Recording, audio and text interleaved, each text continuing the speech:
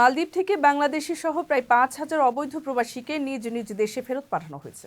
এক সাক্ষাৎকারে দেশটির হোমল্যান্ড সিকিউরিটি মন্ত্রী আলী ইহসান বলেছেন, প্রেসিডেন্ট ডক্টর মোহাম্মদ মুইজ্জু মন্ত্রণালয়কে 4টি প্রধান কাজ দিয়েছেন, যার মধ্যে একটি হলো অবৈধ প্রবাসীদের স্থায়ী সমাধান করা। মন্ত্রী বলেন, প্রশাসন অবৈধ প্রবাসীদের নিরসনের লক্ষ্যে বিশেষ নীতিমালা প্রণয়ন করেছে, যার মধ্যে এমন একটি ব্যবসা প্রতিষ্ঠান প্রবাসীরা ব্যবসায় জড়িত থাকলে 48 ঘন্টার মধ্যে নিজ দেশে নির্বাসিত করা হবে। এছাড়া অভিযান শুরুর পর গত বছরের 17 নভেম্বর থেকে চলতি বছরের 14 নভেম্বর পর্যন্ত 5,000 জনকে গ্রেপ্তার করা হয়। ইহসান বলেন, অপারেশন কুরাঙ্গি মালদ্বীপের সব প্রবাসীর বায়োমেট্রিক ডেটা সংগ্রহ করার একটি প্রোগ্রাম, যা এখন পর্যন্ত 138টি দ্বীপে করা হয়েছে। এ পর্যন্ত 10,000-এর বেশি প্রবাসীর বায়োমেট্রিক তথ্য সংগ্রহ করা হয়েছে। আগামী বছরের এপ্রিলের মধ্যে সব প্রবাসীর বায়োমেট্রিক তথ্য সংগ্রহের কাজ শেষ করার আশা করছেন তিনি।